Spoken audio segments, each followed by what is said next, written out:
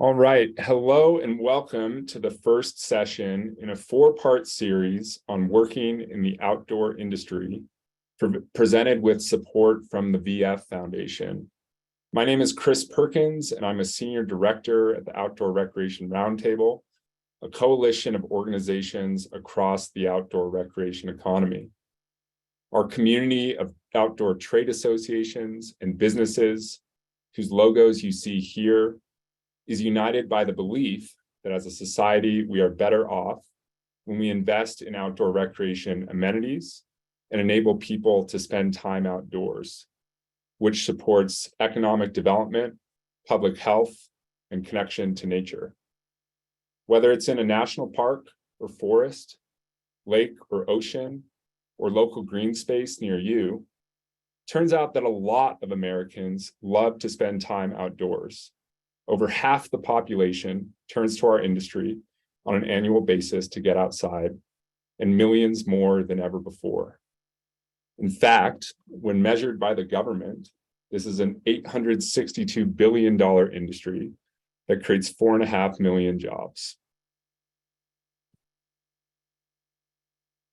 So the purpose of these sessions is to help people understand just how to join this fast-growing sector and build a career path in the outdoor recreation industry.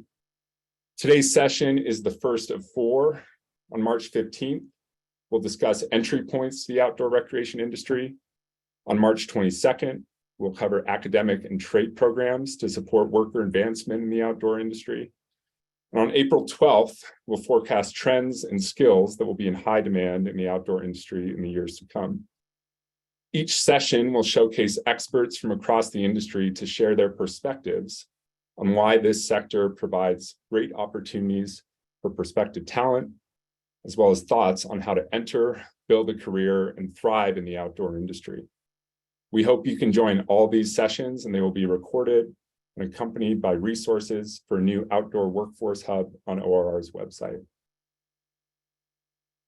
ORR members make outdoor work possible every day. Our organizations, representing over 100,000 businesses across the country, build all sorts of things, from boats and RVs to bikes and backpacks. They invent new clothing and gear to help keep people comfortable in a variety of climates. They study maps to design interesting trail networks that weave through landscapes. They analyze business analytics to help meet the needs of new entrants to the outdoors. They guide participants to have unforgettable experiences in treasured destinations. They work with governments to ensure that Americans have access to public lands and waters. These are just some of the examples of meaningful work the outdoor recreation industry provides. But before I go further, I want to turn it to someone who understands the opportunities of outdoor industry careers better than most, Luis Benitez. Luis is the Vice President for Government Affairs and Global Impact at the VF Corporation and has worked in the outdoor industry in a number of roles throughout an illustrious career. And I think Luis can speak to why now, more than ever before, is a fantastic time to work in the outdoor industry. Luis, over to you. Thanks, Chris. What a challenging picture, but what a great intro. I really do appreciate it. And greetings, everybody. Thank you so much for being on this call. ORR, thank you so much for putting this together.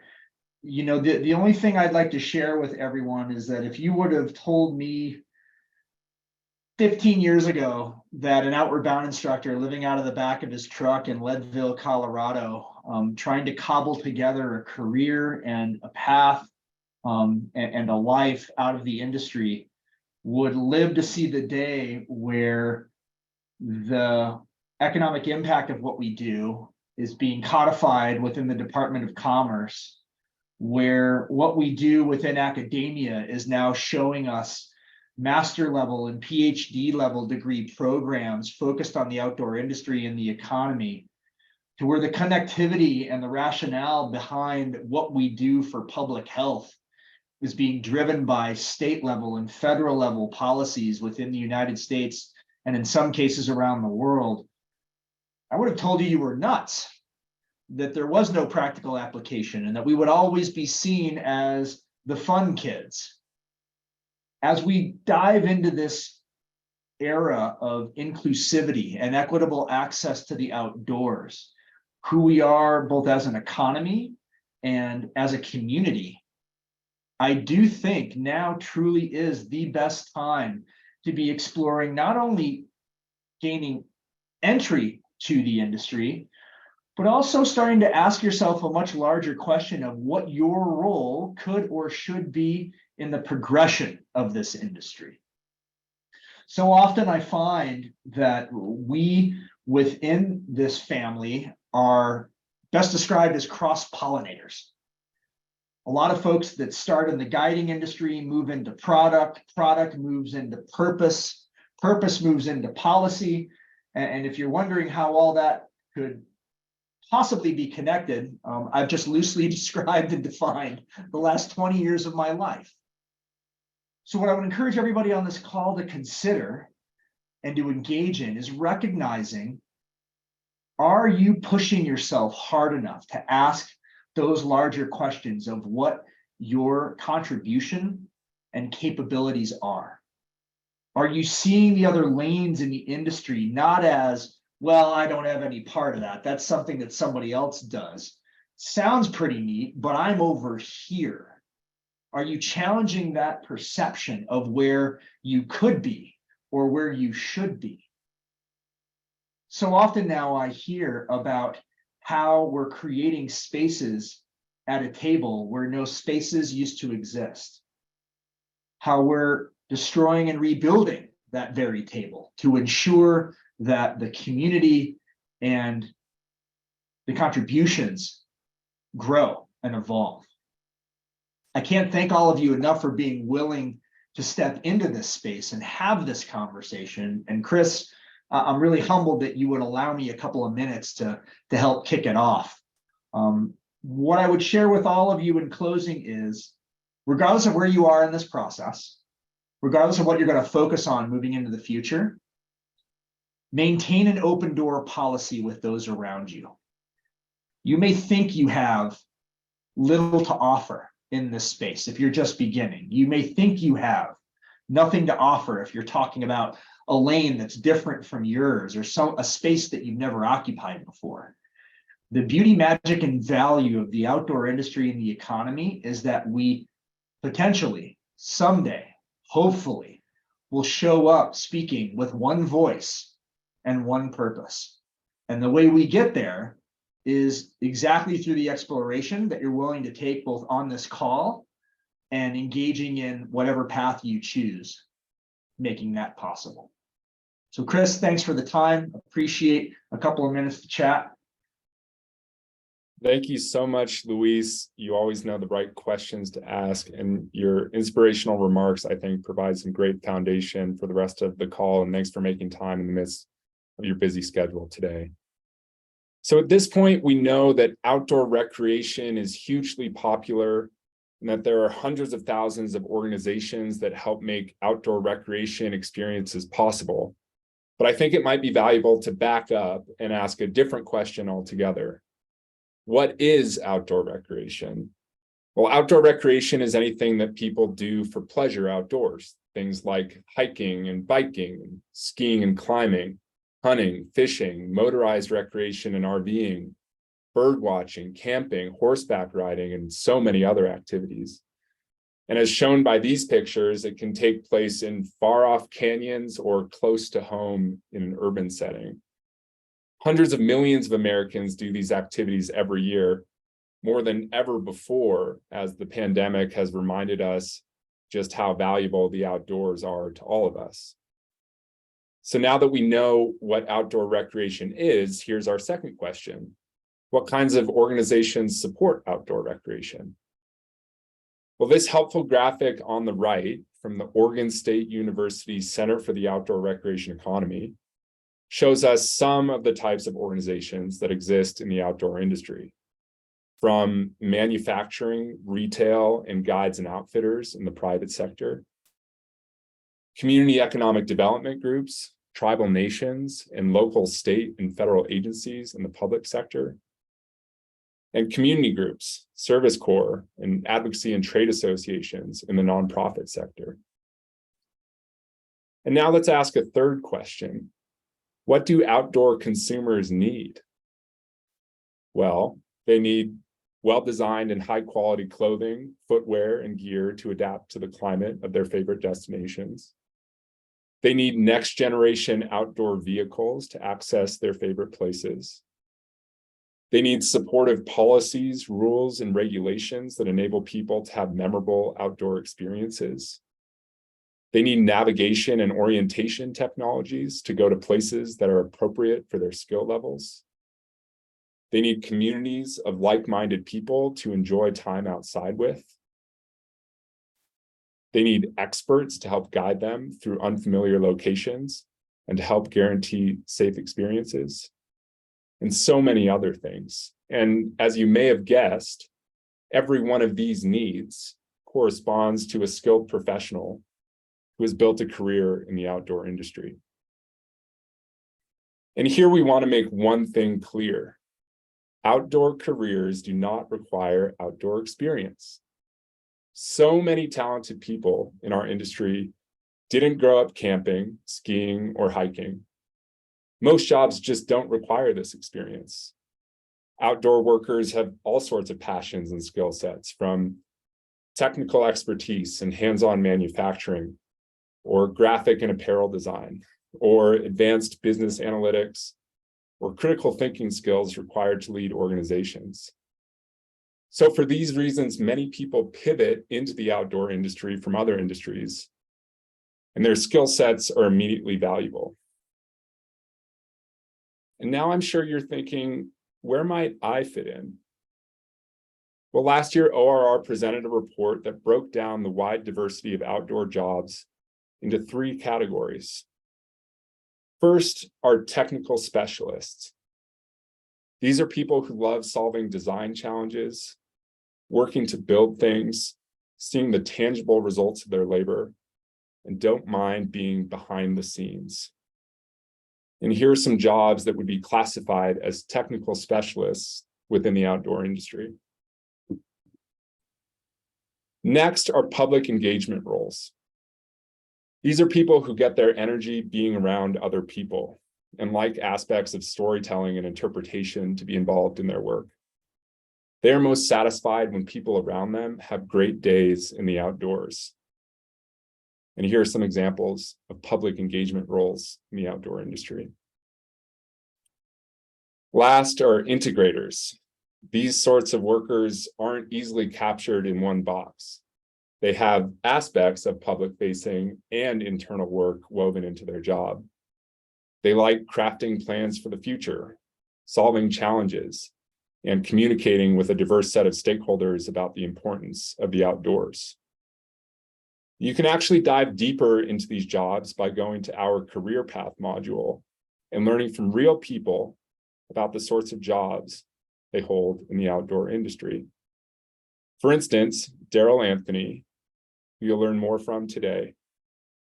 You can learn about Daryl's role as the State Director of Outdoor Recreation for Maryland, similar jobs and skills needed, how Daryl got into his role, what his job entails, career motivations, work-life balance, and words of advice.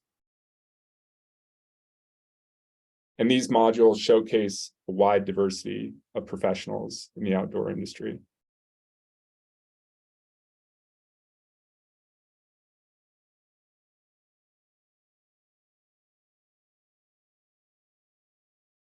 But don't just take it from me. We wanted to use today's call to showcase a variety of talented people from across the sector who've built careers in the outdoor industry. I've invited 4 experts from diverse parts of the sector to talk about who they are, what they do for work, what sorts of roles exist in their segment of the outdoor industry, and thoughts on who might enjoy working in this space.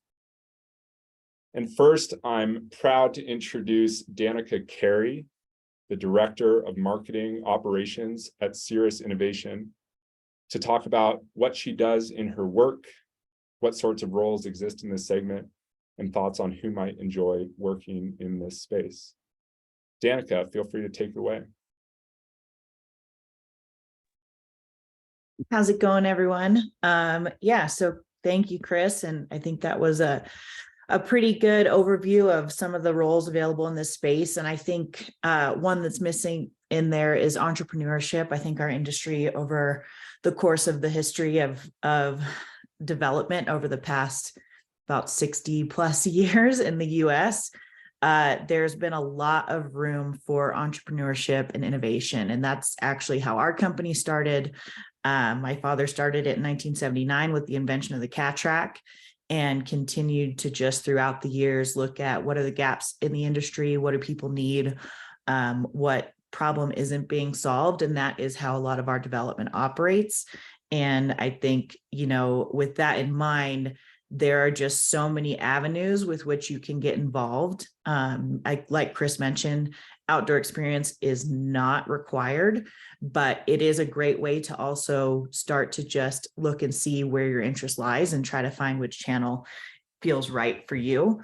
And then continue to just learn and evolve. And it's really a lot about getting to know yourself, getting to know your strengths and challenges, finding people that balance with you, and navigating to what you're drawn to and finding a way to make it productive in your industry, in your community, and in your life. Danica, one of the notes I had earlier was that there's an important space for people who build community in the outdoors. Can you talk a little bit about how, in your role as Director of Marketing Operations, you seek to build community in the outdoor space?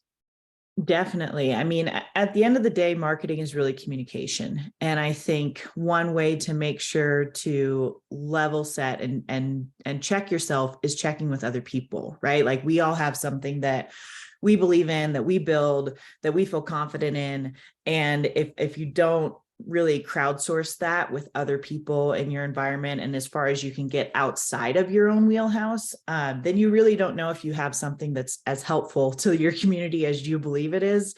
So I think it's really important to continue to grow and expand those networks, especially looking cross-sector. We're a manufacturer, and so it's really important for us to make sure that we have good relationships with a wide range of our retailers, to get direct feedback from them, to make sure that we're always providing things that they find supportive and helpful, to build community with organizations that are really at the ground level, getting people outdoors, and make sure that it checks out with people using them on the daily, not just experts, beginners, people that have been in outdoor recreation for a long time, or people just experiencing it. We actually find beginners give us the best feedback because we can get so ingrained in what we believe is the best, or what we've been using for a long time, that progresses something in a certain way.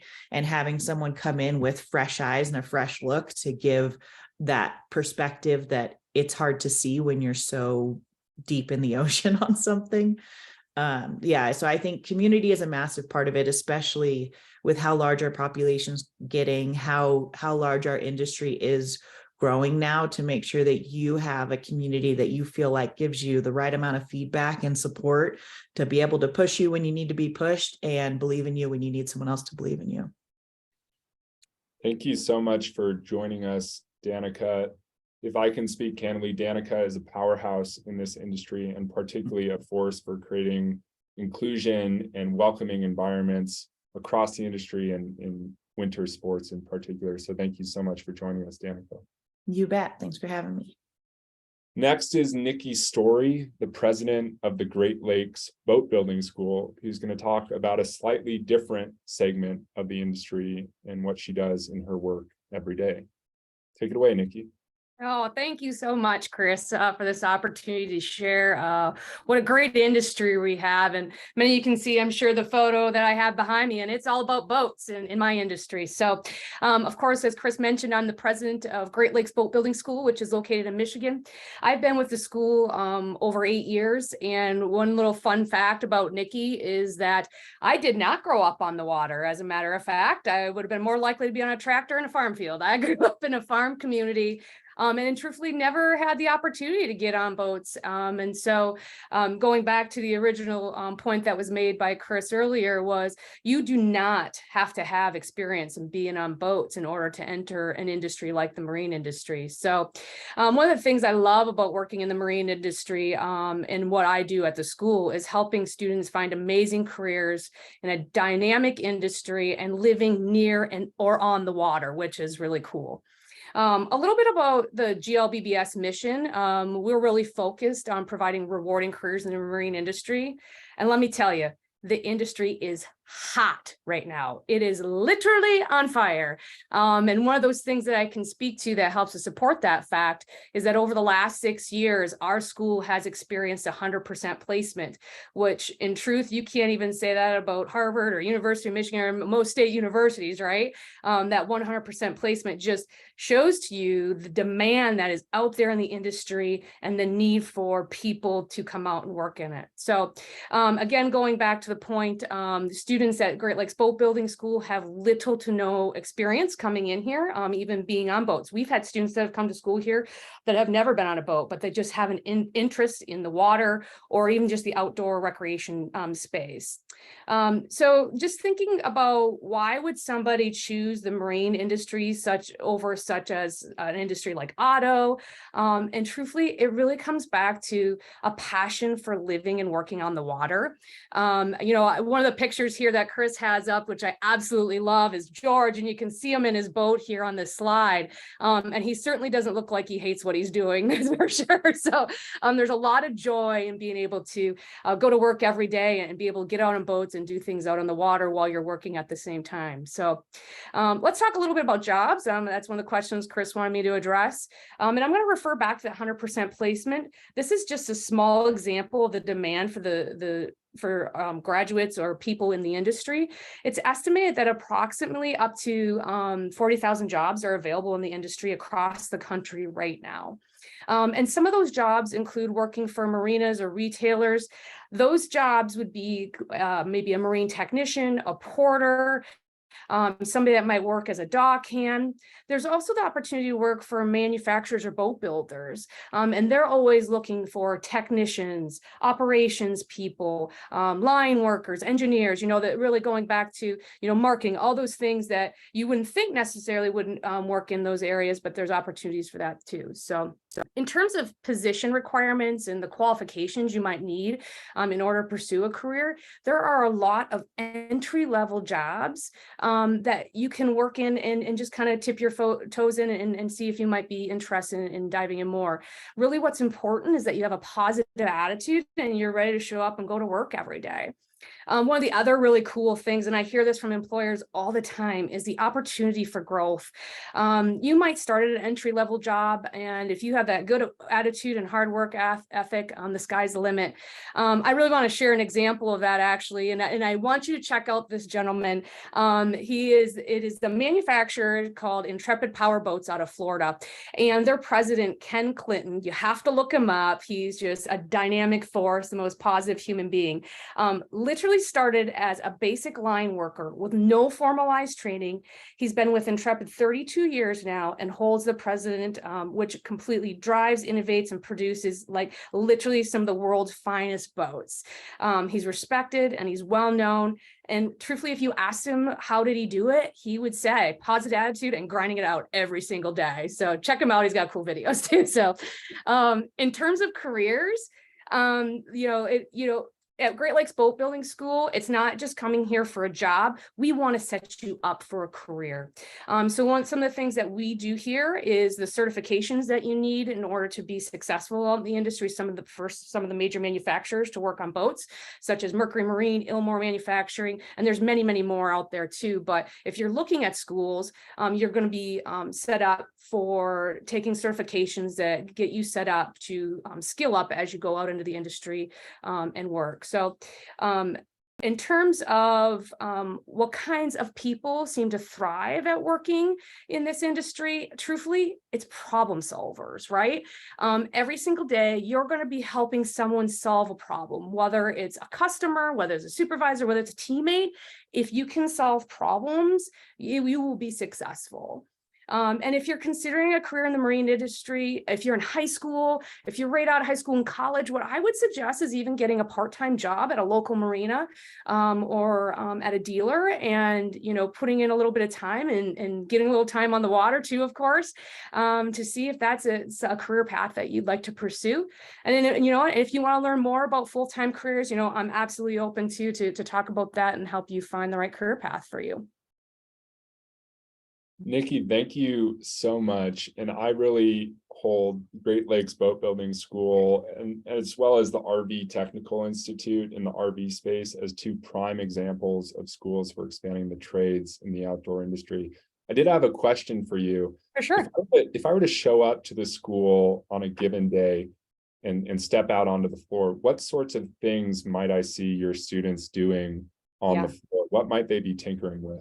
Yeah, absolutely. So of course, boats, but what I think is really important to note is that we are a skilled trade school. So our students spend almost 90% of their time learning the hands-on skills that they need in order to be successful in the industry. So there is class time, but it's limited. Our focus is more on the hands-on portions of it. So we have two programs. We have our comprehensive career boat building program, which teaches students how to build boats. And then we also have our marine service technology program, which teaches students how to work on the mechanics of boats, how to make them run, you know, those kind of things. Awesome. Nikki, thank you so much for joining us today and providing background on the boat building school. Your work is so impressive, and I'm sure a lot of people are going to want to follow up afterwards. So thank you so much. Thank you. Next, I want to turn it over to my friend and colleague, Daryl Anthony, the Executive Director at the Maryland Office of Outdoor Recreation, to discuss a little bit about what work in the public sector of the outdoor industry might look like. Daryl, go for it. Hey, Chris, thank you so much for the introduction and the time to speak with everyone. Again, I'm Daryl Anthony. I am currently working as the Executive Director of the Maryland Office of Outdoor Recreation. It's a fantastic job. I work for state government. I have been working for state government for a number of years, and my role in this job is to connect the professions. That is probably the most important part of what I do. I'll take people like Nikki, who designs boats. I'll speak with her and she'll say, hey, we design boats and we need a place for people to launch those boats. So I'll talk to marinas to say, hey guys, you know, what do you need in order to allow people with boats to launch boats? Well, we need clean water and lakes. And so then I work with Department of Natural Resources to ensure that we have adequate public access to our lakes so that people that own boats can launch their boats. So connecting the dots is a big piece of what I do as a director for a state office of outdoor recreation. Currently, as a director, we have the responsibility of also identifying opportunities for expansion of recreation in our state and across the nation. You know, what are the things that are happening? What are the trends in recreation that people are looking for that we may be able to accommodate in an appropriate way without risking impacts to the natural resources and safety, while still allowing for a quality experience for those folks that are looking for something new and something challenging to do in the outdoors. Maryland is just one of 18 states now that have an office of outdoor recreation. We are hoping that someday there'll be 50 states with the state office of outdoor recreation. And that day, I'm sure, will come. My career first started with the state as a bathroom cleaner. Actually, I cleaned bathrooms in state parks while I was in high school, and my career expanded to a seasonal park ranger, then a park ranger full-time, law enforcement ranger, park manager, regional park manager, et cetera, et cetera. At some point, I became the director of public lands for the state of Maryland. I ran the state park system, the Forest Service, wildlife, engineering, construction, land acquisition and planning, et cetera, before I ended up in the role that I am in now. If this sounds like something that would be of interest to you, I would ask or recommend that you explore opportunities in public service. Volunteer at a state park if that's something that you might be interested in. Get an entry-level job and then let that experience grow into, a career that I know that I've enjoyed for over 40 years now. I've been working in the public sector and state government. So hope that information is helpful. Daryl, that's fantastic. Thinking of some of the people you've worked with in this multiple decade career, can you think of any traits that really stand out of people who excel in public service and public sector positions? So, Chris, great question. So I know that for me, having empathy, people who understand other people who know that that everyone wants to have an opportunity to have fun and to explore, and the people who want to help other people have that opportunity are the folks who really seem to do well in government and state government and in recreation. That's fantastic. Daryl, thank you so much for your public service and for joining us today and providing an outline of what all the things you do are as the Executive Director of the Maryland State Office of Outdoor Recreation. Thanks so much. Thank you. And last, I'd like to introduce Aaryn Kay, the Executive Director of the Professional TrailBuilders Association, who works with outdoor infrastructure every single day. Aaryn's going to talk about the sorts of organizations that exist in her sphere and the sort of people who seem to thrive in her space. Aaryn, take it away. Thanks, Chris. So again, I'm Aaryn Kay. I'm the Executive Director of the Professional TrailBuilders Association. So we're the trade association for the trail industry. So we represent private sector member companies who specialize in trail planning, design, and construction. So our companies are all private sector, and they all work closely with land managers at the local, state, and federal level, ski resorts, private landowners, nonprofits, pretty much almost anywhere you see a trail, there's a partnership that's part of getting it on the ground. So I just wanted to give a snapshot of some of the main categories of jobs within the trail industry. And so I was talking specifically about trails, but it does, and the private sector, but it obviously applies to agency work, so pretty much the whole trail world. So there's hand construction. So if you think about working on a crew, corridor clearing, swinging a tool to build or maintain a trail, doing the finished work after it's cut in with mechanized equipment. So this is really the entry level for our industry. And lots of our newer crew members come from youth corps or have been active trail volunteers. Another level is kind of the mechanized trail construction. So if you see the picture on the screen of the mini excavator. So this is kind of using mechanized equipment to build a trail. So with mini excavators, mini dozers, and typically our crew members would start as hand crew. And then if they're interested, they spend time in a machine to kind of hone this higher level and higher paying skill. And then there's trail planning and design. So these are the professionals who envision the trail system, how it interconnects, serves the users, integrates with the natural ecosystem, minimizes environmental impact, and works within the constraints of existing plans and rules. So this job is, a lot of times walking miles in the woods, using GPS, field flagging, identifying where you want the trail to go, where you don't want it to go, skills that kind of bolster that are, GIS and spatial analysis to do that computer work before you go out in the field. A lot of times this subset is creating the permits that help put the trails on the ground. And many of our members or many, people learn this skill with experience as trail users and builders and just learning to read the land. But we also have, folks whose undergraduate and graduate degrees support this work, including studies in natural resources, environmental management, spatial analysis, outdoor ed, forestry, landscape architecture, and recreation management. And then just as you can imagine, there's lots of specialties, that come out in the trail space, from rock work to user specific trail. There's a huge growth in mountain bike trails over the past 5 years. So we've seen that in terms of our industry, accessible trails, paved trails, bridges and boardwalks. So lots of specialties. But one thing, there's really linear path to becoming a trail professional. So we're a young and evolving industry. So right now we're working on a project as a partner in the Trail Skills Project to kind of create shared languages about what are the skill sets, that you need or that help be part of this trail industry. And then this work is supporting curriculum development at a few colleges and universities, as well as creating an online space for job posting, training opportunities, and individual trail builder profiles. In terms of our industry, it is just kind of mirroring what everyone else said.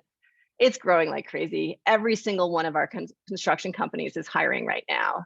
And the biggest struggle is finding those qualified entry-level trail builders, especially those who want to continue to build their skill sets and leadership roles throughout multiple seasons.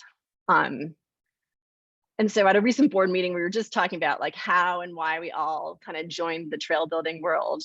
And there are three main commonalities that I wanted to share because this is who would want to be part of this industry.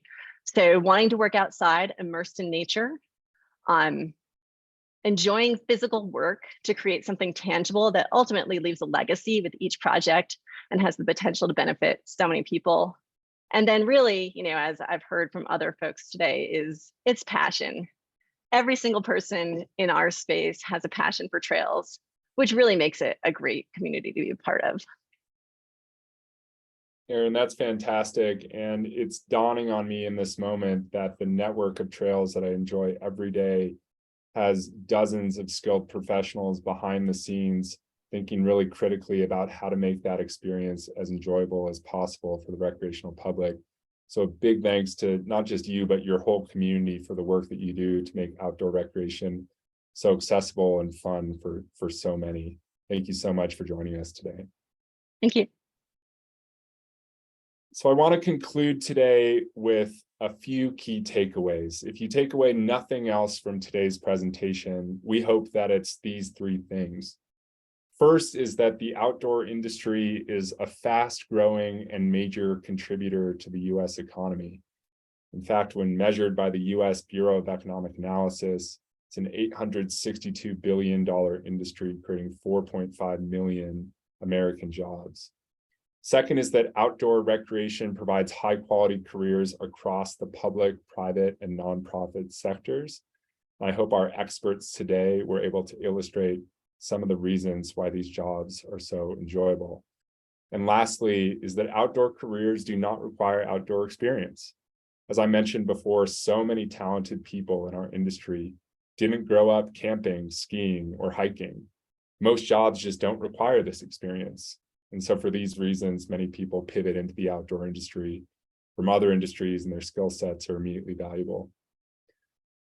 As a reminder, this is the first of 4 sessions. You can register for future sessions at the link in the chat below. Each session will discuss a different aspect of entering the outdoor workforce, as well as academic and trade programs and future trends. We hope you can make all of them, and thank you so much for joining today's call and for your curiosity and interest in work in the outdoor industry. Thank you so much and have a great day.